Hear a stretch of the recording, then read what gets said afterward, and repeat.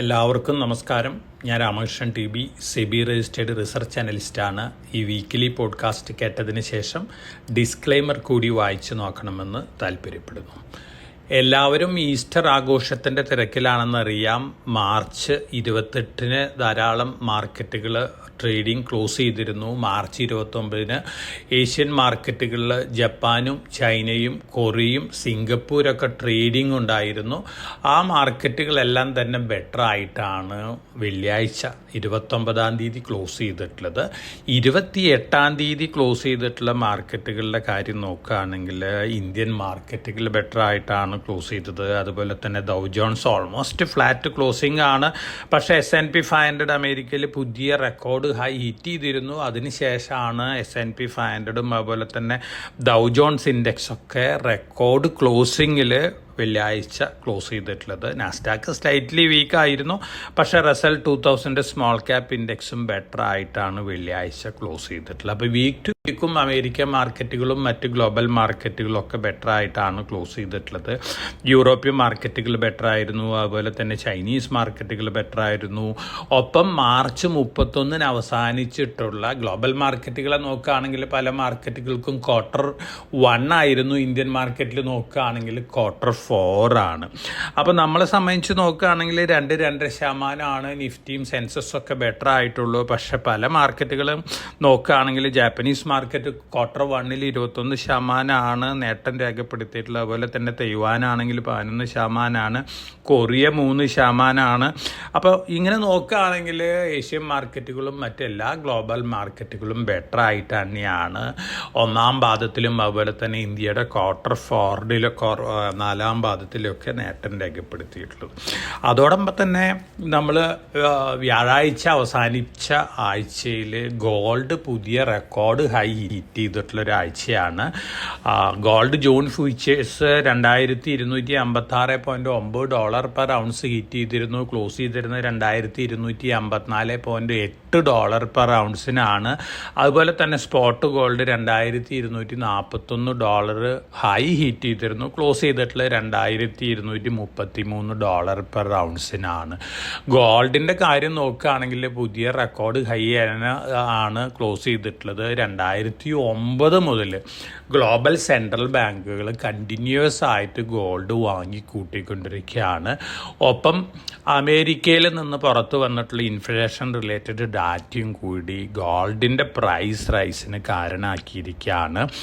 US പുറത്തു വന്നിട്ടുള്ള personal consumption expenditure index data, ഇത് ഇൻഫ്ലേഷൻ റിലേറ്റഡ് ഡാറ്റയാണ്. ഇത് ബിലോ എക്സ്പെക്റ്റേഷൻ ആയിരുന്നു. ബിലോ എക്സ്പെക്റ്റേഷൻ എന്ന് പറയുമ്പോൾ തീർച്ചയായിട്ടും അത് US ഫെഡിന് ജൂൺ മുതൽ പലിശ നിരക്ക് കട്ട് ചെയ്യാനുള്ള ഒരു സൗകര്യം ഒരുക്കി കൊടുക്കും എന്നുള്ളൊരു എക്സ്പെക്റ്റേഷനിലാണ് ഗോൾഡിൻ്റെ പ്രൈസിൽ വലിയ രീതിയിൽ മുന്നേറ്റം കണ്ടിട്ടുള്ളത്. ഇതിന് പ്രധാനപ്പെട്ട കാരണം ഗ്ലോബലി ഇൻവെസ്റ്റേഴ്സും ഇൻസ്റ്റിറ്റ്യൂഷൻസും ഒക്കെ സേഫ് ഹെവൻ അസറ്റായിട്ട് കണക്കാക്കുന്നത് US ഡോളറിനെയും അതുപോലെ തന്നെ US ഗവൺമെൻറ് ബോണ്ടുകളെയും അതുപോലെ തന്നെ ഗോൾഡിനെയൊക്കെയാണ്. US ഇൻട്രസ്റ്റ് റേറ്റ് കൂട്ടുകയാണെങ്കിൽ തീർച്ചയായിട്ടും US ഇൻവെസ്റ്റ്മെൻറ്റ് ഫ്ലോ ചെയ്യും. അതാണ് നമ്മൾ കഴിഞ്ഞ 1.5 വർഷമായിട്ട് കണ്ടുകൊണ്ടിരുന്നത്. US ഇപ്പോഴത്തെ ഇൻട്രസ്റ്റ് റേറ്റ് 5.25 5.5% ജൂൺ മുതൽ അത് കട്ട് ചെയ്ത് തുടങ്ങുമെന്നുള്ളൊരു എക്സ്പെക്റ്റേഷനാണ്. അങ്ങനെ വരുമ്പോൾ തീർച്ചയായിട്ടും വീണ്ടും അമേരിക്കയിലുള്ള ഇൻട്രസ്റ്റ് റേറ്റ് കുറയുന്നതിനനുസരിച്ച് ധാരാളം ഇൻവെസ്റ്റ്മെൻറ്റ് ഔട്ട്ഫ്ലോ ഉണ്ടാവും. ഈ ഔട്ട്ഫ്ലോ ഫേവറബിൾ ആവുന്നത് ഗോൾഡിനും അതുപോലെ തന്നെ എമർജിങ് മാർക്കറ്റുകൾക്കൊക്കെയാണ്. അതിൻ്റെ ഒരു ഇമ്പാക്റ്റാണ് നമ്മൾ മാർച്ച് 28 അവസാനിച്ചിട്ടുള്ള ഗോൾഡ് പ്രൈസിൻ്റെ കാര്യത്തിലും കണ്ടിട്ടുള്ളത്. അടുത്ത മാസങ്ങളിലും ഗോൾഡ് വലിയ രീതിയിൽ മുന്നേറും എന്ന തരത്തിലുള്ള എക്സ്പെക്റ്റേഷനാണ്. ഒപ്പം വേൾഡ് ഗോൾഡ് കൗൺസിലിൻ്റെ ഡാറ്റയൊക്കെ പുറത്ത് വരുന്നത് സൂചിപ്പിക്കുന്നത് സെൻട്രൽ ബാങ്കുകൾ വീണ്ടും വലിയ രീതിയിൽ ഗോൾഡ് വാങ്ങും എന്നുള്ള ഒരു എക്സ്പെക്റ്റേഷനാണ്. ഇങ്ങനെ വരുമ്പോൾ തീർച്ചയായിട്ടും ഗോൾഡ് വലിയ രീതിയിൽ മുന്നേറാൻ തന്നെയാണ് ചാൻസസ് കൂടുതൽ. ഈ ഫിനാൻഷ്യൽ നമ്മളൊരു ഫിനാൻഷ്യൽ പർട്ടിക്കുലർലി ഇന്ത്യയിലത്തെ കാര്യം എടുക്കുകയാണെങ്കിൽ അറൗണ്ട് 13-14% ആണ് ഗോൾഡ് പ്രൈസിൽ ഇൻക്രീസ് വന്നിട്ടുള്ളത്. അപ്പോൾ ബാങ്കിലൊക്കെ FD ഇടുന്ന ഇൻവെസ്റ്റേഴ്സിന് വളരെ ഈസി ആയിട്ട് ഗോൾഡിൽ ഇൻവെസ്റ്റ് ചെയ്യുകയാണെങ്കിൽ FD ഇൻട്രസ്റ്റ് റേറ്റിനേക്കാളൊക്കെ ബെറ്റർ റിട്ടേൺ ആണ് കിട്ടുന്നത്. അപ്പോൾ ഇത്തരത്തിലുള്ള തിങ്കിങ് നമ്മുടെ ഇൻവെസ്റ്റേഴ്സും കാണിച്ചു തുടങ്ങി കഴിഞ്ഞാൽ ഇപ്പോൾ റീറ്റെയിൽ സെഗ്മെൻറ്റിൽ അല്ലെങ്കിൽ ജുവല്ലറി സെഗ്മെൻറ്റിലുള്ള ബൈയിങ്ങിന് പുറമെ ഇൻവെസ്റ്റ്മെൻറ്റ് ബൈയും കൂടി വരികയാണെങ്കിൽ ഗോൾഡ് വീണ്ടും മുന്നേറും. തീർച്ചയായിട്ടും ചൈനയിൽ നിന്ന് വരുന്ന ന്യൂസുകളെല്ലാം തന്നെ ഗോൾഡിനെ സംബന്ധിച്ച് പോസിറ്റീവാണ്. ചൈനയിലെ ജനങ്ങൾ പ്രോപ്പർട്ടിയിലും സ്റ്റോക്കിലൊക്കെ ധാരാളം ലോസ് രേഖപ്പെടുത്തിയിട്ടുണ്ട് കഴിഞ്ഞ 2-3 വർഷമായിട്ട്. ഇപ്പോൾ ചൈനയിലെ ജനങ്ങളുടെ തിങ്കിങ് ഏറ്റവും സേഫ് ഹെവൻ അസറ്റ് ഗോൾഡാണ് എന്നുള്ളതാണ്. അതുകൊണ്ട് തന്നെ പ്രായഭേദമന്യേ ഗോൾഡിലാണ് ചൈനീസ് ജനങ്ങൾ ഇൻവെസ്റ്റ് ചെയ്യുന്നത്. അപ്പോൾ ഈ ന്യൂസുകളെല്ലാം തന്നെ ഗോൾഡിനെ സംബന്ധിച്ച് വളരെ വളരെ പോസിറ്റീവായിട്ടുള്ള ന്യൂസാണ്. അതിൻ്റെ ഒരു ഇമ്പാക്റ്റാണ് നമ്മൾ ഈ മാർച്ച് 28 അവസാനിച്ച ആഴ്ചയിൽ കണ്ടിട്ടുള്ളത്. ഏപ്രിൽ 1 തുടങ്ങുന്ന ആഴ്ചയിലും ഗോൾഡ് പ്രൈസിൽ മുന്നേറ്റം കാണാനാണ് ചാൻസസ് കൂടുതൽ. അത്തരത്തിലുള്ള ഇൻഡിക്കേഷൻ തന്നെയാണ് വന്നുകൊണ്ടിരിക്കുന്നത്. ഇനി നമ്മൾ മറ്റൊരു കമ്മോഡിറ്റി കോപ്പറാണ്. കോപ്പർ 1 ഇയർ ഹൈ ഹിറ്റ് ചെയ്തിരുന്നു മാർച്ച് 28 അവസാനിച്ചിട്ടുള്ള ആഴ്ചയിൽ. ഇതിന് പ്രധാനപ്പെട്ട കാരണം ചൈനയിലെ എൻവിറോൺമെൻറ്റലിന് ദോഷകരമായിട്ടുള്ള സ്മെൽറ്റേഴ്സൊക്കെ ക്ലോസ് ചെയ്തുകൊണ്ടിരിക്കുകയാണ്. തീർച്ചയായിട്ടും സ്മെൽറ്റേഴ്സ് ക്ലോസ് ചെയ്യുമ്പോൾ എക്സിസ്റ്റിംഗ് നല്ല രീതിയിൽ പ്രവർത്തിക്കുന്ന കോപ്പർ സ്മെൽറ്റിംഗ് പ്ലാന്റുകളെ സംബന്ധിച്ച് പോസിറ്റീവാണ്. അതോടൊപ്പം തന്നെ കോപ്പറിൻ്റെ ലഭ്യത കുറയുകയാണ്. അങ്ങനെ വരുമ്പോൾ ഡിമാൻഡ് കൂടിക്കൊണ്ടിരിക്കുകയാണ്. EV സെഗ്മെൻറ്റ് അതുപോലെ തന്നെ റിന്യൂവബിൾ എനർജി രംഗത്തൊക്കെ ഏറ്റവും കൂടുതൽ ആവശ്യമുള്ളൊരു കമ്മോഡിറ്റിയാണ് കോപ്പർ. അതുകൊണ്ട് തന്നെ കോപ്പർ ഇന്ത്യയിലും വലിയ രീതിയിലുള്ള റിക്വയർമെൻറ്റ് വരികയാണ്. നമ്മുടെ എനർജി രംഗത്ത്, പ്രത്യേകിച്ച് റിന്യൂവബിൾ എനർജി രംഗത്ത്, അതുപോലെ തന്നെ ഇലക്ട്രിക് വെഹിക്കിൾ രംഗത്തൊക്കെ വലിയ കുതിച്ച് ചാട്ടമാണ് കാണുന്നത്. അതിൻ്റെ ഒരു റിക്വയർമെൻറ്റ് ഡിമാൻഡ് കോപ്പർ കമ്മോഡിറ്റിയിലുണ്ട്. അതുകൊണ്ട് തന്നെ കോപ്പർ വീണ്ടും മുന്നേറാനുള്ള ചാൻസസ് ആണ്. അതോടൊപ്പം തന്നെ വന്നുകൊണ്ടിരിക്കുന്ന ന്യൂസുകൾ ഹിൻഡാൽകോയ്ക്ക് അതുപോലെ തന്നെ ഹിന്ദുസ്ഥാൻ കോപ്പറിന് ഇതിനൊക്കെ വളരെ പോസിറ്റീവാണ്. ഒപ്പം വളരെ പോസിറ്റീവായിട്ടുള്ള ന്യൂസ് അഡാനിയുടെ കച്ച് കോപ്പർ പ്ലാന്റ് കമ്മീഷൻ ചെയ്തിരിക്കുകയാണ്. കഴിഞ്ഞ വ്യാഴാഴ്ച കമ്മീഷൻ ചെയ്ത ആദ്യത്തെ കാതോടുകളൊക്കെ കമേഴ്സ്യൽ ആയിട്ട് ഡെസ്പാച്ച് ചെയ്ത് തുടങ്ങിയിട്ടുണ്ട്. 5 ലക്ഷം ടണ്ണാണ് ഫസ്റ്റ് ഫേസിൽ കച്ച് കോപ്പറിൻ്റെ കപ്പാസിറ്റി. സെക്കൻഡ് ഫേസിലാകുമ്പോൾ 1 മില്യൺ ടണ്ണിലേക്ക് ഉയരും. ഇത് വേൾഡിലത്തെ സിംഗിൾ ലാർജസ്റ്റ് ലൊക്കേഷനായിട്ട് മാറുകയാണ്. അപ്പോൾ അഡാനിയുടെ കോപ്പറും കൂടി, അഡാനി എൻ്റർപ്രൈസസിൻ്റെ സബ്സിഡിയറിയാണ് കച്ച് കോപ്പർ. നമുക്ക് ഭാവിയിൽ ഒരു ഡീമർജറായിട്ട് അഡാനി എൻ്റർപ്രൈസിൽ കിട്ടാൻ സാധ്യതയുള്ളൊരു സ്റ്റോക്കും കൂടിയാണ് കച്ച് കോപ്പർ. അപ്പോൾ ഇന്ത്യനെ സംബന്ധിച്ച് വളരെ പോസിറ്റീവാണ് കോപ്പർ സ്മെൽറ്റിംഗ് രംഗത്ത് വന്നുകൊണ്ടിരിക്കുന്ന ന്യൂസുകൾ. ഇതിനു മുമ്പ് കുറച്ച് നെഗറ്റീവ് നമ്മുടെ സ്റ്റെർലൈറ്റ് കോപ്പറിൻ്റെ തൂത്തുക്കുടി പ്ലാന്റ് ആയിരുന്നു. പക്ഷേ അത് പെർമനൻ്റ് ആയിട്ട് ക്ലോസ് ചെയ്യാനുള്ള ഡിസിഷനൊക്കെ സുപ്രീം കോടതി പറഞ്ഞിട്ടുണ്ടെങ്കിലും വേദാന്തയുടെ മാനേജ്മെൻറ്റ് ഇപ്പോഴും എക്സ്പെക്റ്റ് ചെയ്യുന്നത് അടുത്ത 1-2 വർഷത്തിനുള്ളത് റീഓപ്പൺ ചെയ്യാൻ സാധിക്കും എന്നുള്ളൊരു എക്സ്പെക്റ്റേഷനാണ്.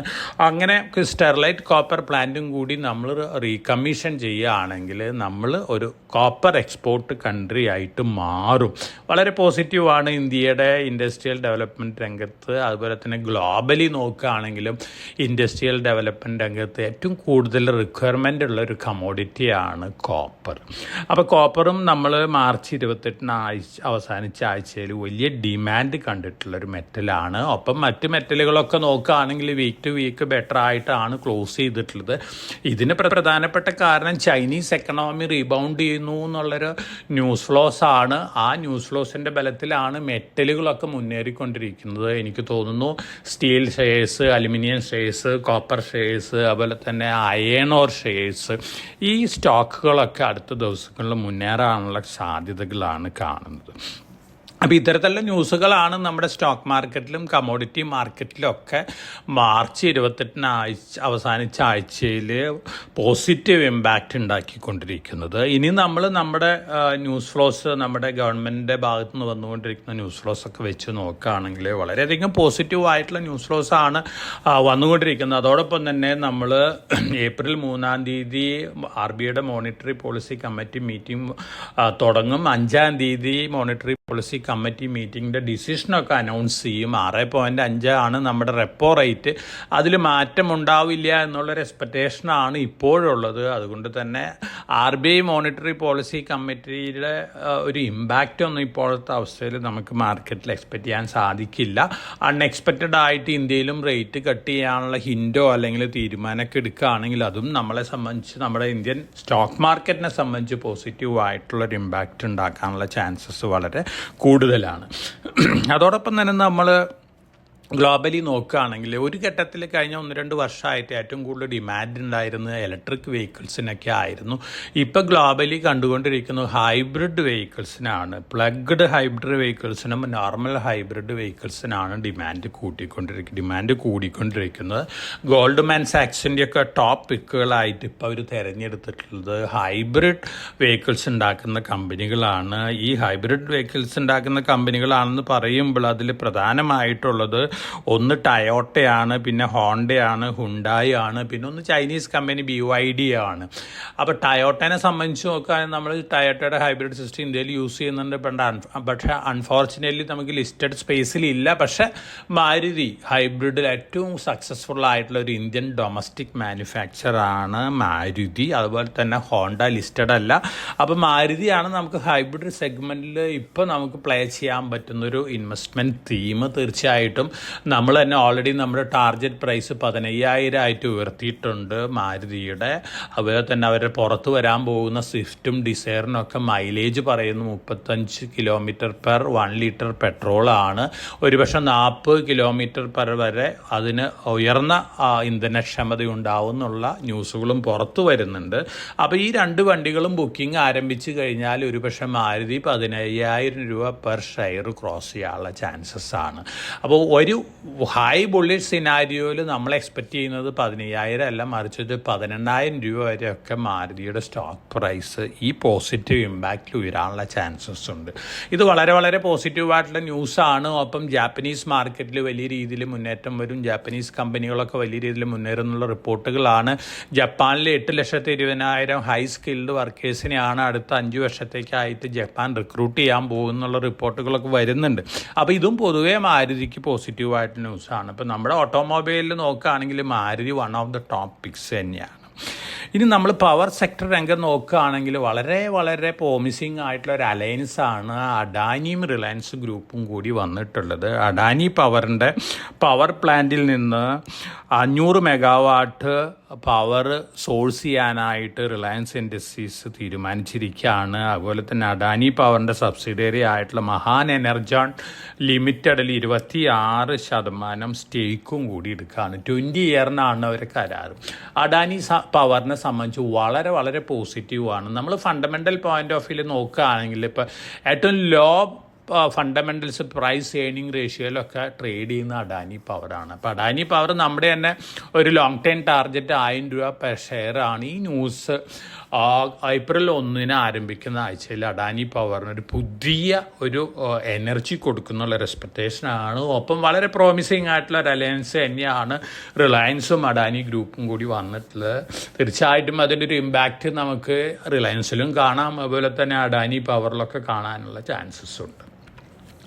അതോടൊപ്പം തന്നെ നമ്മൾ മറ്റ് ന്യൂസ് ഫ്ലോസ് നോക്കുകയാണെങ്കിൽ MRPയിൽ 100ാമത്തെ റീറ്റെയിൽ ഔട്ട്ലെറ്റ് ഇനാഗ്രേറ്റ് ചെയ്തിരിക്കുകയാണ്. 72 എണ്ണം കർണാടകയിലാണ്, 28 എണ്ണം കേരളത്തിലാണ്. വലിയ രീതിയിലുള്ള എക്സ്പാൻഷനാണ് MRPയിൽ പ്ലാൻ ചെയ്തുകൊണ്ടിരിക്കുന്നത്. തീർച്ചയായിട്ടും വളരെ പോസിറ്റീവായിട്ടുള്ളൊരു ന്യൂസാണ് MRPലിനെ സംബന്ധിച്ച്. NSE 54 സ്റ്റോക്കുകൾ, F&A സെഗ്മെൻറ്റിലുള്ള 54 സ്റ്റോക്കുകളുടെ മാർക്കറ്റിലോട്ട് April 26 മുതൽ റെഡ്യൂസ് ചെയ്തിരിക്കുകയാണ്. കാരണം വാല്യുവേഷൻ 5 ലക്ഷത്തിനും വളരെയധികം വന്ന കാരണമാണ് ഇത്. എവരി 6 മന്ത്സിൽ NSE എടുക്കുന്ന ഒരു തീരുമാനമാണ്. അതിൻ്റെ ഒരു അനൗൺസ്മെൻ്റാണ് വന്നിരിക്കുന്നത്. വളരെ പോസിറ്റീവായിട്ടുള്ള ന്യൂസാണ്. ഇനി നമ്മുടെ തന്നെ ഒരു ടോപ്പ് പിക്കായിട്ടുള്ള ജൂപ്പിറ്റർ വാഗൻസ്, എല്ലാവരുടെയും പോർട്ട്ഫോളിയോയിൽ ഉണ്ടായിരിക്കേണ്ട ഒരു റെയിൽവേ സ്റ്റോക്കാണ് ജൂപ്പിറ്റർ വാഗൻസ് ലിമിറ്റഡ്. നമ്മുടെയും കൂടി ഒരു ടോപ്പ് പിക്കാണ്. Bonatrans India private limited എന്ന് പറയുന്ന വീലുകളുണ്ടാകും, ട്രെയിൻ വീൽ സെറ്റുകൾ ഉണ്ടാക്കുന്ന ഒരു കമ്പനീൻ്റെ റീസെൻ്റായിട്ട് ജൂപ്പിറ്റർ വാഗൻസ് അക്വയർ ചെയ്തിരുന്നു. അപ്പോൾ വീൽ സെറ്റുകളും അതുപോലെ തന്നെ വാഗണും ഉണ്ടാക്കുന്ന ഒരു ഇൻ്റഗ്രേറ്റഡ് കമ്പനി ആയിട്ട് മാറിയിരിക്കുകയാണ് ജൂപ്പിറ്റർ വാഗൺസ്. ഒപ്പം വലിയ പ്രൊജക്റ്റുകളാണ് പ്ലാൻ ചെയ്തുകൊണ്ടിരിക്കുന്നത്. അതുപോലെ തന്നെ വലിയ രീതിയിലുള്ള എക്സ്പോർട്ട് ഓർഡറൊക്കെയാണ് വീൽ സെറ്റിലും അതുപോലെ തന്നെ ബ്രേക്ക് ഡിസ്ക് റിലേറ്റഡ് ബിസിനസ്സിലൊക്കെ എക്സ്പെക്റ്റ് ചെയ്യുന്നത്. ഒപ്പം അവരുടെ വാഗൺ മാനുഫാക്ചറിങ് കപ്പാസിറ്റി കൂടാണ്. അതോടൊപ്പം തന്നെ ഇലക്ട്രിക് വെഹിക്കിൾ രംഗത്തേക്കും കൂടി കടക്കുകയാണ്. മെയ് ജൂണോട് കൂടിയിട്ട് ഇലക്ട്രിക് വെഹിക്കിൾ ലോഞ്ച് റിലേറ്റഡ് ആയിട്ടുള്ള ന്യൂസ് ഫ്ലോസ് ഒക്കെ വരാം. അപ്പോൾ തീർച്ചയായിട്ടും ഇത്തരത്തിലുള്ള ന്യൂസ് ഫ്ലോസ് ജൂപ്പിറ്റർ വാഗൻസിനെ സംബന്ധിച്ച് വളരെ പോസിറ്റീവാണ്. അപ്പോൾ ധാരാളം ഓർഡേഴ്സ് വീണ്ടും നമ്മുടെ ജനറൽ ഇലക്ഷൻ കഴിഞ്ഞാൽ ധാരാളം ടെൻഡേഴ്സ് വരും റെയിൽവേ വാഗൺ പ്രൊക്യൂർമെൻറ്റിനൊക്കെ. അപ്പോൾ Jupiter wagons one of the biggest beneficiaries ആയിട്ട് മാറാൻ പോവുകയാണ് റെയിൽവേ സെക്ടറിൽ. നമ്മുടെ ടോപ്പ് പിക്കുകളിലൊന്നാണ്. നമ്മുടെ മേജർ പിക്കുകൾ ജൂപ്പിറ്റർ വാഗൺസും ടിറ്റഗ്ര റെയിൽവേ സിസ്റ്റം അതുപോലെ തന്നെ BEMലും RK ഫോർജിങ്സും ഒപ്പം ഹിൻഡാൽക്കൊക്കെയാണ്. ഹിൻഡാൽക്കോ ഒരു എൻട്രി ടെക്സ്മാക്കോ റെയിലിനും പോസിറ്റീവാണ്. അപ്പോൾ ഇത്തരത്തിലുള്ള ന്യൂസുകൾ നമുക്ക് നമ്മുടെ ഇലക്ഷൻ കഴിയുമ്പോൾ തീർച്ചയായിട്ടും ഈ റെയിൽവേ റിലേറ്റഡ് സ്റ്റോക്കുകളെ സംബന്ധിച്ചൊക്കെ വളരെ പോസിറ്റീവായിട്ടുള്ള ഇമ്പാക്റ്റ് ഉണ്ടാക്കാൻ പോകുന്ന ന്യൂസുകളാണ്. അതോടൊപ്പം തന്നെ നമ്മൾ മറ്റ് ന്യൂസ് ഫ്ലോസ് ഒക്കെ നോക്കുകയാണെങ്കിൽ മെട്രോ ബ്രാൻഡ്സ് ഫുട്വെയർ രംഗത്തെ നല്ലൊരു കമ്പനിയാണ്. ക്രോക്സിൻ്റെ ഒരു ബിസിനസ് അലയൻസും ബിസിനസ് പാർട്ട്ണറും കൂടിയാണ് മെട്രോ ബ്രാൻഡ്സ്. മെട്രോ ബ്രാൻഡ്സിന് ഇന്ത്യയിലെ ഓൾമോസ്റ്റ് എല്ലാ ഭാഗങ്ങളിലും ക്രോക്സിൻ്റെ ഫുള്ളി ഓപ്പറേഷണൽ ബ്രാഞ്ചുകളൊക്കെ ഓപ്പൺ ചെയ്യാനുള്ള ടൈപ്പും കൂടി വന്നിരിക്കുകയാണ്. മെട്രോനെ സംബന്ധിച്ച് വളരെയധികം പോസിറ്റീവായിട്ടുള്ള ഇമ്പാക്റ്റ് നൽകുന്ന ഒരു ന്യൂസും കൂടിയാണിത്. അതുപോലെ തന്നെ നമ്മൾ മറ്റ് ന്യൂസ് ഫ്ലോസൊക്കെ നോക്കുകയാണെങ്കിൽ ജയപ്രകാശ് അസോസിയേറ്റ് JP അസോസിയേറ്റ്സ് 2020ലും 2021 ധാരാളം ഫോറിൻ കറൻസി ബോണ്ട് ഹോൾഡേഴ്സിന് ബോണ്ട് റിഡംഷനൊക്കെ ചെയ്യാനുണ്ടായിരുന്നു.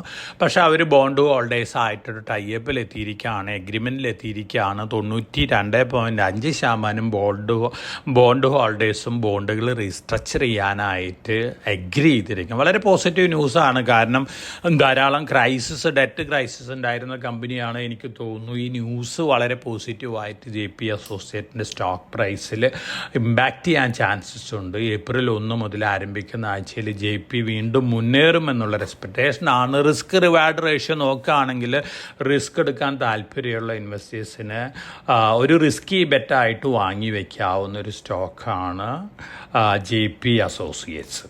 ഒപ്പം നമ്മൾ Hindustan copper, Nalco, mineral exploration and consultancy limited, അത് ഗവൺമെൻറ് സ്ഥാപനമാണ്. ഈ 3 കമ്പനികളും കൂടിയിട്ടുള്ള ഒരു അലയൻസ് കമ്പനി JV ഉണ്ട്. ഖനീജ് വിദേശ് ഇന്ത്യ ലിമിറ്റഡ് എന്ന് പറയുന്ന JV ആണ്. ഇവർ ഗവൺമെൻറ് 2 ഡെലിഗേറ്റ്സിനെയാണ് ഏപ്രിൽ മാസത്തിൽ ചിലയിലേക്ക് വിടാൻ പോകുന്നത്. ലിഥിയം കോപ്പർ അസറ്റ് അക്വയർ ചെയ്യാനുള്ള ഡിസിഷന് വേണ്ടിയാണ്. ഓൾറെഡി ജനുവരിയിൽ അർജന്റീനയിൽ 5 ലിഥിയം ബ്ലോക്കുകൾ അക്വയർ ചെയ്യാനുള്ള ഒരു JV ഫോം ചെയ്തിരുന്നു ഖനീജ് വിദേശ് നിഗം. അതുപോലെ തന്നെ ഓസ്ട്രേലിയയിലും ടോക്ക് നടക്കുകയാണ്. അപ്പോൾ ഇതിൻ്റെ ജോയിൻറ്റ് വെഞ്ചർ പാർട്ട്നേഴ്സായ ഹിന്ദുസ്ഥാൻ കോപ്പറിനും നാൽക്കോ നാഷണൽ അലുമിനിയം കമ്പനിക്കൊക്കെ വളരെ പോസിറ്റീവാണ്. മറ്റ് കമ്പനി ഇത് ലിസ്റ്റഡ് അല്ല. അപ്പോൾ ഹിന്ദുസ്ഥാൻ കോപ്പറിനും നാഷണൽ അലുമിനിയം കമ്പനിക്കും പോസിറ്റീവാണ്. ഇത് നമ്മൾ 6 മാസത്തിന് മുമ്പ് കൊടുത്തുള്ള ന്യൂസാണ്. അന്നത്തെ കോപ്പർ പ്രൈസ്, ഹിന്ദുസ്ഥാൻ കോപ്പറിൻ്റെ പ്രൈസും ഇന്നത്തെ നോക്കുകയാണെങ്കിൽ 100% അപ്രിസിയേഷനാണ്. ഒരു 50 to 60% അപ്രിസിയേഷൻ ആയിട്ടുള്ള നാഷണൽ അലുമിനിയം കമ്പനിയിൽ തീർച്ചയായിട്ടും വളരെ പോസിറ്റീവ് ഇമ്പാക്റ്റ് ഉണ്ടാക്കാൻ ചാൻസസ് ഉള്ള ഒരു ന്യൂസാണിത്. അതോടൊപ്പം തന്നെ മോർഗൻ സ്റ്റാൻലിയൊക്കെ പറയുന്നത് ഇൻഫോസിസ് ഏപ്രിൽ 18 അനൗൺസ് ചെയ്യുന്ന റിസൾട്ടിന് ശേഷം നല്ല രീതിയിൽ മുന്നേറുന്നതാണ് പറയുന്നത്. കഴിഞ്ഞ വർഷങ്ങളിലൊക്കെ ഇൻഫോസിസ് നടത്തിയിട്ടുള്ള അക്വിസിഷനും ഓർഡർ ബാഗിങ്ങിൻ്റെ ഒക്കെ ഇമ്പാക്റ്റ് Q4 മുതൽ വന്നു തുടങ്ങുന്നതാണ് പറയുന്നത്. അവരവരുടെ ടാർഗറ്റ് പ്രൈസ് ഓൾറെഡി ഇൻക്രീസ് ചെയ്തിരിക്കുകയാണ്. 1750 ആക്കിയിട്ട് ഇൻഫോസിസിൻ്റെ ടാർഗറ്റ് പ്രൈസും കൂടി ഇൻക്രീസ് ചെയ്തിരിക്കുകയാണ്. പോസിറ്റീവായിട്ടുള്ള ന്യൂസാണ്. ടെക്നോളജി രംഗത്തുള്ള ഏറ്റവും സ്ട്രോങ് ആയിട്ടൊരു കമ്പനിയും കൂടിയാണ്. ഇനി ഹെഡ്ജ് ഫണ്ടുകളുടെ ആക്ടിവിറ്റീസ് നോക്കുകയാണെങ്കിൽ ഹെഡ്ജ് ഫണ്ടുകൾ ഗ്ലോബലി നോക്കുകയാണെങ്കിൽ ഏറ്റവും കൂടുതൽ റെക്കോർഡ് അലോക്കേഷൻ കഴിഞ്ഞ ആഴ്ചയിലൊക്കെ കൊടുത്തിരിക്കുന്ന യൂറോപ്യൻ സ്റ്റോക്കുകൾക്കാണ്. യൂറോപ്യൻ സ്റ്റോക്കുകൾ വളരെ അണ്ടർ പ്രൈസ്ഡാണ് അമേരിക്കൻ സ്റ്റോക്കുകളായിട്ട് കമ്പയർ ചെയ്യുമ്പോഴോ എന്നുള്ളൊരു എക്സ്പെക്റ്റേഷനിൽ തന്നെയാണ്. തീർച്ചയായിട്ടും സ്റ്റോക്സ് 600 യൂറോപ്യൻ ഇൻഡെക്സ് നോക്കുകയാണെങ്കിൽ പ്രൈസ് ഏർണിംഗ് റേഷ്യോ 14 ഉള്ളൂ. അപ്പോൾ നമ്മൾ 22-23 ആണ് നമ്മുടെ S&P 500 ഒക്കെ പ്രൈസ് ഏർണിംഗ് റേഷ്യോ യു എസിലൊക്കെ വളരെയധികം ഡിഫറൻസ് ഉണ്ട്. അപ്പോൾ നല്ലൊരു ക്യാപിറ്റൽ അപ്രീസിയേഷൻ യൂറോപ്യൻ സ്റ്റോക്കുകളിൽ കിട്ടുന്നതാണ് ഹെഡ്ജ് ഫണ്ടുകളുടെ വിശ്വാസം. അതിൻ്റെ ഒരു ഇമ്പാക്റ്റിലാണ് ഹെഡ്ജ് ഫണ്ടുകൾ വലിയ രീതിയിൽ യൂറോപ്യൻ ഫണ്ടുകളിലേക്ക് അലോക്കേഷൻ കൂട്ടിയിട്ടുള്ളത്. അപ്പോൾ തീർച്ചയായിട്ടും ജർമ്മൻ സ്റ്റോക്കുകളും മറ്റ് യൂറോപ്യൻ സ്റ്റോക്കുകളൊക്കെ മുന്നേറാൻ ചാൻസസ് ഉണ്ട്. അതോടൊപ്പം തന്നെ നമ്മുടെ അവിടെ ലിസ്റ്റ് ചെയ്തിട്ടുള്ള സീമെൻസ്, കുമ്മിൻസ് ഇന്ത്യ, അത്തരത്തിലുള്ള BASF ഇത്തരത്തിലുള്ള യൂറോപ്യൻ സ്റ്റോക്കുകളും നല്ല രീതിയിലുള്ള മുന്നേറ്റം കാണാൻ ചാൻസസ് ഉണ്ട്. അതോടൊപ്പം തന്നെ നമുക്കറിയാം ജാപ്പനീസ് സ്റ്റോക്ക് മാർക്കറ്റിലും വലിയ രീതിയിലുള്ള മുന്നേറ്റം നടന്നുകൊണ്ടിരിക്കുന്നത്. അതിൻ്റെ ഇമ്പാക്റ്റും നമുക്കുണ്ടാവാനുള്ള ചാൻസസ് വളരെ വളരെ കൂടുതലാണ്.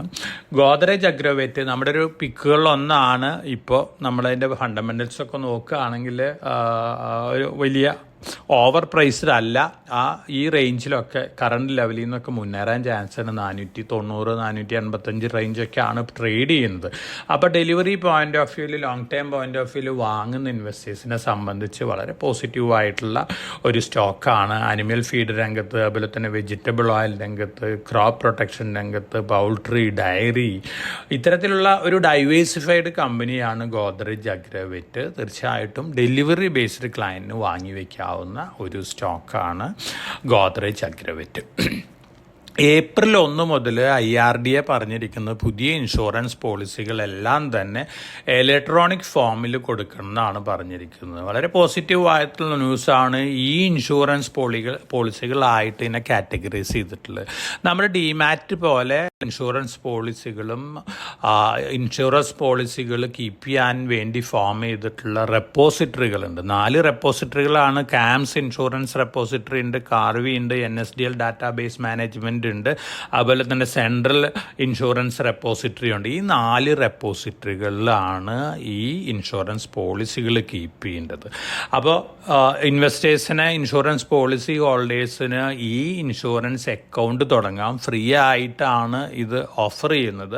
ഇതിൻ്റെ കോസ്റ്റൊക്കെ വഹിക്കാൻ പോകുന്ന ഇൻഷുറൻസ് കമ്പനികളാണ്. ഈ ഇൻഷുറൻസ് അക്കൗണ്ടിൻ്റെ ഒരു പ്രത്യേകത എന്ന് പറയുന്നത് ഒരൊറ്റ അക്കൗണ്ട് മതി എല്ലാ ഇൻഷുറൻസ് പോളിസികളും കീപ്പ് ചെയ്യാനായിട്ട്. അപ്പം നമ്മുടെ ഡിമാറ്റ് അക്കൗണ്ട് ആണെങ്കിൽ നമ്മളിപ്പോൾ ഡിഫറൻറ്റ് ബ്രോക്കേഴ്സിൻ്റെ അണ്ടറിൽ നമ്മൾ ഡിഫറൻറ്റ് DP അക്കൗണ്ടുകൾ തുടങ്ങുന്നുണ്ട്. പക്ഷേ ഈ റെപ്പോസിറ്ററിയിൽ ഒരൊറ്റ അക്കൗണ്ടേ ഉള്ളൂ. കാരണം ഡ്യൂപ്ലിക്കേഷൻ അലവ് ചെയ്യില്ല. ഒറ്റ അക്കൗണ്ടിൽ നമുക്ക് എല്ലാ ഇൻഷുറൻസ് പോളിസികളും കീപ്പ് ചെയ്യാൻ പറ്റും. വളരെ പ്രോമിസിങ് ആണിത്. വളരെ ഒരു ഇന്നോവേറ്റീവ് റെവല്യൂഷനാണ്. അപ്പോൾ ഡിമാറ്റ് അക്കൗണ്ട് പോലെയല്ല ഈ റെപ്പോസിറ്ററി വരുന്ന ഇൻഷുറൻസ് അക്കൗണ്ട് വരുന്നത്. ഈ ഇൻഷുറൻസ് ഒറ്റ അക്കൗണ്ടിൽ നമുക്ക് എല്ലാം കീപ്പ് ചെയ്യാം. എക്സിസ്റ്റിംഗ് പോളിസികൾ എന്ന് മുതൽ കൺവേർട്ട് ചെയ്യുന്നുള്ള ഡിസിഷനൊന്നും ആയിട്ടില്ല. പക്ഷേ ഒരു ഇന്നോവേറ്റീവ് ആയിട്ടുള്ള ഒരു ഐഡിയ തന്നെയാണ്. അപ്പോൾ ഇൻഷുറൻസ് പോളിസികൾ നിൽക്കുന്ന ആർട്ടിഫിഷ്യൽ ഇൻ്റലിജൻസ് യൂസ് ചെയ്തുകൊണ്ട്, ജനറേറ്റീവ് AI യൂസ് ചെയ്തുകൊണ്ട് ഇൻഷുറൻസ് പോളിസികൾ വിൽക്കുന്ന പോളിസി ബസാറിനെ പോലുള്ള കമ്പനികളെ സംബന്ധിച്ചൊക്കെ വളരെ പോസിറ്റീവാണ്. അതോടൊപ്പം തന്നെ കാംസിനും പോസിറ്റീവാണ്. കാംസിൻ്റെ ഒരു സബ്സിഡിയറിയാണ് കാംസ് ഇൻഷുറൻസ് റെപ്പോസിറ്ററി. CDSLനെ സംബന്ധിച്ചും പോസിറ്റീവാണ്. അപ്പോൾ ഇതിലൊരു പോസിറ്റീവ് ഇമ്പാക്റ്റ് കൂടുതൽ ഉണ്ടാവാൻ ചാൻസസ് കൂടുതൽ പോളിസി ബസാറിനും കാംസിനൊക്കെയാണ്. അപ്പോൾ ഈ സ്റ്റോക്കുകളിലും ഒരു മുന്നേറ്റം കാണാനുള്ള സാധ്യതകൾ തന്നെയാണ് കാണുന്നത്. ഇനി മ്യൂച്വൽ ഫണ്ടുകൾ സെബിയുടെ ഡയറക്റ്റീവിന് ശേഷം അവരുടെ ഇൻവെസ്റ്റ്മെൻറ്റ് റിലേറ്റഡ് ആയുള്ള കുറേ അനൗൺസ്മെൻറ്റുകളൊക്കെ നടത്തിയിട്ടുണ്ട്. വേഴ്സ്റ്റ് സിനാരിയോ വരുന്ന അവസരങ്ങളിൽ ഒരുപക്ഷെ മിഡ് ക്യാപ്പ്, സ്മോൾ ക്യാപ്പ് ഫണ്ടുകളിലൊക്കെ റിഡംഷൻ ലിമിറ്റ് ചെയ്തേക്കാം. 10 ദിവസത്തേക്ക് ലിമിറ്റ് ചെയ്തേക്കാം എന്നാണ് പറയുന്നത്. അത് തീർച്ചയായിട്ടും വലിയ രീതിയിൽ ക്രാഷ് വരുന്ന സമയങ്ങളിലൊക്കെയാണ്. പക്ഷേ ഒരു ദിവസം 2 ലക്ഷം പെർ ഡേ ഇൻവെസ്റ്റർക്ക് റിഡീം ചെയ്യാനുള്ള അവസരമൊക്കെ കൊടുക്കുന്നു പറയുന്നുണ്ട്. ഇതൊരു അഡ്വാൻസ് ആയിട്ടുള്ളൊരു വാർണിംഗ് മാത്രമാണ്.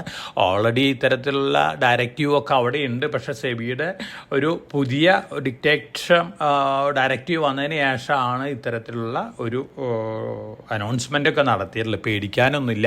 അതോടൊപ്പം തന്നെ സ്മോൾ ക്യാപ്പ്, മിഡ് ക്യാപ്പ് ഫണ്ടുകളിലൊക്കെ അവർ ലംസമായിട്ടുള്ള എമൗണ്ടുകൾ എടുക്കുന്നതൊക്കെ ഒരു പക്ഷേ നിർത്തിവെച്ചേക്കാം. SIP ലിമിറ്റ് ചെയ്തേക്കാം. എംപ്ലോയീസ് റിഡംഷനൊക്കെ ഒരു പക്ഷേ സ്റ്റോപ്പ് ചെയ്തേക്കാം എന്നുള്ള റിപ്പോർട്ടുകളൊക്കെ വരുന്നുണ്ട്. വരുന്നുണ്ട്. ഇത് നിങ്ങളുടെ അറിവിലേക്കായിട്ട് തന്നിട്ടുള്ള ന്യൂസാണ്. ഇതിന് വലിയൊരു ഇമ്പാക്റ്റ് ഒന്നും ഇപ്പോഴത്തെ അവസ്ഥയിൽ നമ്മൾ എക്സ്പെക്റ്റ് ചെയ്യുന്നില്ല. കാരണം മാർക്കറ്റ് വീണ്ടും സ്മോൾ ക്യാപ് മിഡ് ക്യാപ് ഓഹരികളൊക്കെ മുന്നേറാനുള്ള ചാൻസസ് ആണ് നമ്മൾ കാണുന്നത്. RVNL അതുപോലെ തന്നെ സലാസാർ ടെക്നോളജി എഞ്ചിനീയറിംഗ്സിനും ഒരു റുവാണ്ടയിൽ നിന്നൊരു ഓർഡർ കിട്ടിയിട്ടുണ്ട്. ട്രാൻസ്മിഷൻ ലൈനിന് വേണ്ടിയാണ്, ഡിസൈൻ സപ്ലൈ ഇൻസ്റ്റലേഷനാണ്. അപ്പോൾ സലാസാറിനും RVNLനെ സംബന്ധിച്ചൊക്കെ അത് പോസിറ്റീവ് ഇമ്പാക്റ്റ് ഉണ്ടാക്കാവുന്ന ഒരു ന്യൂസാണ്. ഇതൊക്കെയാണ് നമ്മൾ ഈ ആഴ്ചയിൽ, കഴിഞ്ഞ ആഴ്ചയിലത്തെ മാർക്കറ്റ് റിലേറ്റഡ് ന്യൂസുകളും അടുത്ത ആഴ്ചയിലേക്ക് വരാൻ പോകുന്ന ന്യൂസുകളൊക്കെ നമ്മൾ അസസ് ചെയ്യുമ്പോൾ സജസ്റ്റ് ചെയ്യാവുന്ന കാര്യങ്ങൾ. നമ്മൾ കഴിഞ്ഞ ആഴ്ചയിൽ നമ്മുടെ 2024-25 ഫിനാൻഷ്യൽ ഇയറിന് 2 പിക്കുകൾ നമ്മൾ സജസ്റ്റ് ചെയ്തിട്ടുണ്ട്. രണ്ടും ചേട്ടൻ അനിയന്മാരുടെ കമ്പനികളാണ്. ഒന്ന് ജിയോ ഫൈനാൻഷ്യൽ സർവീസസ് ആണ്, മുകേഷ് അംബാനിയുടെ അല്ലെങ്കിൽ റിലയൻസ് ഇൻഡസ്ട്രീസിൻ്റെ കമ്പനിയാണ്. നമ്മൾ എക്സ്പെക്റ്റ് ചെയ്യുന്ന പ്രൈസ് അടുത്ത ഫിനാൻഷ്യൽ ഇയർ എൻഡ് ചെയ്യുമ്പോഴേക്ക് 500 രൂപയാണ്. ഇപ്പോൾ 353-54 രൂപയ്ക്കാണ് ട്രേഡ് ചെയ്യുന്നത്. അതോടൊപ്പം തന്നെ നമ്മൾ രണ്ടാമത്തെ പിക്കായിട്ട് കൊടുത്തെങ്കിൽ റിലയൻസ് ഇൻഫ്രയാണ്, അനിൽ അംബാനി ഗ്രൂപ്പ് കമ്പനിയാണ്, ടേൺ അറൗണ്ട് കമ്പനിയാണ്. ഇത് നമ്മൾ എക്സ്പെക്റ്റ് ചെയ്യുന്ന പ്രൈസ് 400 രൂപയാണ് 2025 മാർച്ച് 31 മുമ്പ്. അപ്പോൾ ഈ 2 സ്റ്റോക്കുകളും ഇൻവെസ്റ്റേഴ്സിനെ സംബന്ധിച്ച്, ഡെലിവറി എടുക്കുന്ന ഇൻവെസ്റ്റേഴ്സിനെ സംബന്ധിച്ച് വാങ്ങി വയ്ക്കാവുന്നതാണ്. റിലയൻസ് ഇൻഫ്രയും റിലയൻസ് പവറും അവർ വേഴ്സ്റ്റ് ഡേയ്സ് ആർ ഓവർ. ഇനി വരാൻ പോകുന്ന ദിവസങ്ങളിൽ റിലയൻസ് ഇൻഫ്രയെ സംബന്ധിച്ച് വളരെ പോസിറ്റീവ് ഡേയ്സാണ്. ഡൽഹി മെട്രോ കോർപ്പറേഷനൊക്കെ കിട്ടാനുള്ള അരിയേഴ്സൊക്കെ കിട്ടിക്കഴിഞ്ഞാൽ ഓൾമോസ്റ്റ് എല്ലാ ഡെറ്റും ഒരു പക്ഷേ കൊടുത്ത് ഡെറ്റ് ഫ്രീ ആയിട്ട് മാറാൻ ചാൻസ് ഉള്ള കമ്പനികളാണ്. അപ്പോൾ റിസ്ക് എടുത്ത് ഇൻവെസ്റ്റ് ചെയ്യുന്ന ഇൻവെസ്റ്റേഴ്സിനെ സംബന്ധിച്ച് റിലയൻസ് ഇൻഫ്രയും റിലയൻസ് പവറൊക്കെ വാങ്ങി വയ്ക്കാവുന്ന സ്റ്റോക്കുകളാണ്. അതോടൊപ്പം തന്നെ നമ്മൾ നേരത്തെ സജസ്റ്റ് ചെയ്തിട്ടുള്ള ജൂപ്പിറ്റർ വാഗൻസ് മാർക്കറ്റ് താഴെ വരികയാണെങ്കിൽ ധൈര്യമായിട്ട് എൻ്റർ ചെയ്യാവുന്ന ഒരു സ്റ്റോക്കാണ് ജൂപ്പിറ്റർ വാഗൻസ്. ഒപ്പം നമ്മൾ കഴിഞ്ഞ ആഴ്ചകളിലൊക്കെ കൊടുത്തിട്ടുള്ള CNC, നമ്മൾ കഴിഞ്ഞ നമ്മുടെ വീക്കിലി പോഡ്കാസ്റ്റിൽ കൊടുത്തിട്ടുള്ള സ്റ്റോക്കുകളാണ് ജ്യോതി CNC, മാക്പുവർ CNC, അതുപോലെ തന്നെ സീമെൻസ്, അതുപോലെ തന്നെ LNW, ഇത്തരത്തിലുള്ള കമ്പനികളൊക്കെ. LNWക്ക് പുതിയ റെക്കോർഡ് ഹൈ ആണ് നമ്മുടെ റെക്കമെൻഡേഷന് ശേഷം ഹിറ്റ് ചെയ്തിട്ടുള്ളത്. ജ്യോതി CNC റെക്കോർഡ് ഹൈയിലാണ് ക്ലോസ് ചെയ്തിട്ടുള്ളത്. അതുപോലെ തന്നെ മാക്പുവർ CNC. കാരണം ഇന്ത്യ ഒരു മാനുഫാക്ചറിങ് ജയൻ്റായിട്ട് മാറാൻ പോവുകയാണ്. അത്തരത്തിലുള്ള അവസരത്തിൽ CNC മെഷീൻസൊക്കെ ധാരാളം റിക്വയർമെൻ്റ് ഉണ്ട്. അതുകൊണ്ട് തന്നെ ഇത്തരത്തിലുള്ള കമ്പനികളിൽ നിന്ന് വരുന്ന പ്രൊഡക്റ്റിന് ഡിമാൻഡ് കൂടും. അപ്പം ലിസ്റ്റഡ് സ്പേസിൽ നമ്മൾ നോക്കുകയാണെങ്കിൽ ജ്യോതി CNC ആണ് എടുത്ത് പറയാവുന്ന ഒരു കമ്പനി. ഓൾറെഡി ലിസ്റ്റഡ് ആയിട്ടുള്ള സീമൻസ് ഉണ്ട്, അത് ജയൻ്റ് ആണ്. പക്ഷേ നമ്മുടെ ഇൻവെസ്റ്റേഴ്സിനെ സംബന്ധിച്ച് ഇപ്പോൾ റീസെൻ്റ് ആയിട്ട് മാർക്കറ്റിൽ കിട്ടാവുന്ന ജ്യോതി CNCയും അതുപോലെ തന്നെ മാക്പവർ CNC ആണ്. മാക്പവർ ഡെറ്റ് ഫ്രീ കമ്പനിയാണ്. ഡിഫൻസിൽ നിന്നൊക്കെ വലിയ രീതിയിൽ ഓർഡർ കിട്ടാൻ ചാൻസ് ഉള്ള കമ്പനിയാണ്. അതുകൊണ്ട് തന്നെ ഇത്തരത്തിലുള്ള കമ്പനികൾ മാർക്കറ്റ് താഴെ വരുമ്പോൾ ഡെലിവറി പോയിൻ്റ് ഓഫ് വ്യൂവിൽ മാർക്കറ്റിൽ വാങ്ങി വയ്ക്കാവുന്ന സ്റ്റോക്കുകളാണ്. നമ്മൾ കഴിഞ്ഞ ആഴ്ച കണ്ടു റിലയൻസ് ഇൻഡസ്ട്രീസ് 3000 ക്രോസ് ചെയ്യുന്നത് കണ്ടു. അതുപോലെ തന്നെ പ്രോഫിറ്റ് ബുക്കിംഗ് കുറച്ച് വൊളാറ്റിലിറ്റി ഒക്കെ കാണിക്കുന്നതൊക്കെ കണ്ടു. തീർച്ചയായിട്ടും അടുത്ത മാസങ്ങളിലും റിലയൻസ് ഇൻഡസ്ട്രീസിൽ വലിയ രീതിയിലുള്ള മുന്നേറ്റമാണ് എക്സ്പെക്റ്റ് ചെയ്യുന്നത്. ഇലക്ഷൻ കഴിഞ്ഞാൽ ഒരു പക്ഷേ 5G താരിഫൊക്കെ ഭാരതി എയർടെല്ലും റിലയൻസൊക്കെ ഇൻക്രീസ് ചെയ്യാനുള്ള ചാൻസസും ഉണ്ട്. അങ്ങനെ വരുമ്പോൾ അതിൻ്റെ ഒരു പോസിറ്റീവ് ഇമ്പാക്റ്റ് ഉണ്ട്. അതുപോലെ തന്നെ റിലയൻസിൻ്റെ റീസെൻ്റ് ആയിട്ട് നടന്നിട്ടുള്ള അനൗൺസ്മെൻറ്റുകളും അക്വിസിഷൻ്റെ ഒക്കെ പോസിറ്റീവ് ഇമ്പാക്റ്റൊക്കെ കാണാവുന്നതാണ്. റിന്യൂവബിൾ എനർജി രംഗത്തും അതിൻ്റെ ഒരു ഇമ്പാക്റ്റൊക്കെ കാണാവുന്നതാണ്. അപ്പോൾ മാർക്കറ്റ് താഴെ വരുന്ന അവസരങ്ങളിൽ റിലയൻസ് ഇൻഡസ്ട്രീസ് വാങ്ങി വയ്ക്കുന്നത് നന്നാണ്. അതുപോലെ തന്നെ ഫ്യൂച്ചേഴ്സ് ആൻഡ് ഓപ്ഷൻ സെഗ്മെൻറ്റിൽ പ്ലേ ചെയ്യുന്ന ഇൻവെസ്റ്റേഴ്സ് ഉണ്ടെങ്കിൽ റിലയൻസിൻ്റെ ഫ്യൂച്ചേഴ്സോ അല്ലെങ്കിൽ സ്റ്റോക്കോ വാങ്ങി ഒരു ലോട്ടിന് ഈക്വലൻ്റ് ആയിട്ടുള്ള സ്റ്റോക്കൊക്കെ വാങ്ങി കവേർഡ് കോൾ സ്ട്രാറ്റജി അപ്ലൈ ചെയ്യുന്നതൊക്കെ നന്നായിരിക്കും.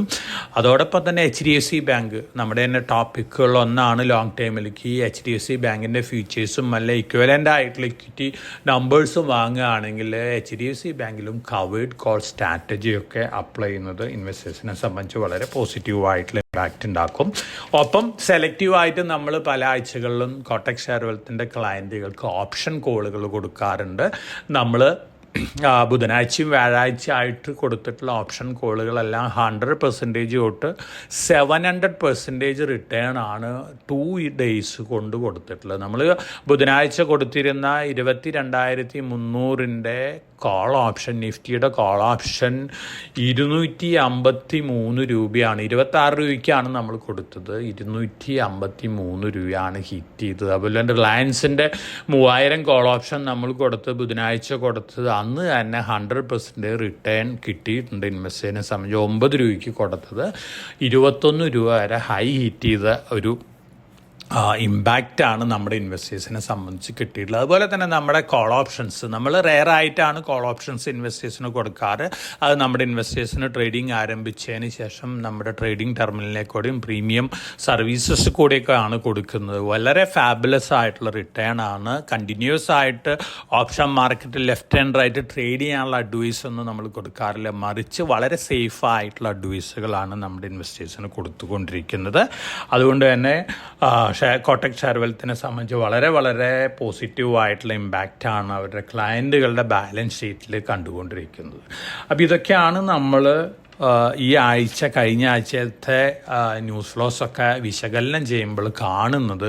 തീർച്ചയായിട്ടും ഏപ്രിൽ 1 ആരംഭിക്കുന്ന ആഴ്ച വളരെ നല്ല ആഴ്ചയായിരിക്കും. നമ്മൾ കഴിഞ്ഞ ആഴ്ച തന്നെ സൂചിപ്പിച്ചിരുന്നു, ഏപ്രിൽ ഫസ്റ്റ് വീക്കിലോ സെക്കൻഡ് വീക്കിലോ നിഫ്റ്റിയും സെൻസസൊക്കെ പുതിയ ഹൈ ഹിറ്റ് ചെയ്യുന്നുള്ളത്. തീർച്ചയായിട്ടും ഏപ്രിൽ 1 ആരംഭിക്കുന്ന ആഴ്ചയിൽ നിഫ്റ്റിയും സെൻസസും പുതിയ റെക്കോർഡ് ഹൈയിൽ ഓപ്പൺ ചെയ്യുന്നതാണ് എക്സ്പെക്റ്റേഷൻ.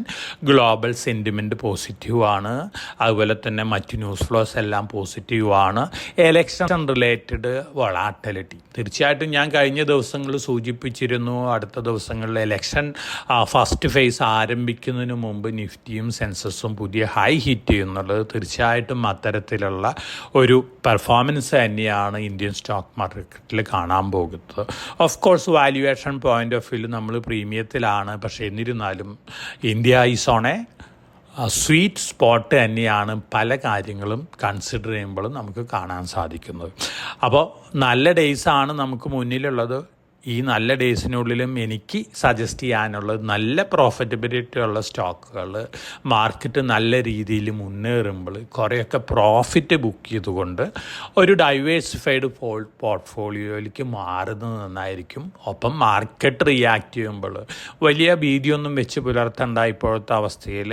മാർക്കറ്റ് ഒരു പക്ഷേ ഇലക്ഷൻ കഴിഞ്ഞാൽ നമുക്ക് ബഡ്ജറ്റൊക്കെ വരുന്നുണ്ട്, അതിനനുസരിച്ചൊക്കെ പല റിയാക്ഷൻസും കാണാം. പല സ്റ്റോക്കുകളും പുതിയ റെക്കോർഡ് ഹൈ ഹിറ്റ് ചെയ്യാം, പല സ്റ്റോക്കുകളെയും ഡിസ്റപ്ഷനൊക്കെ വരാം.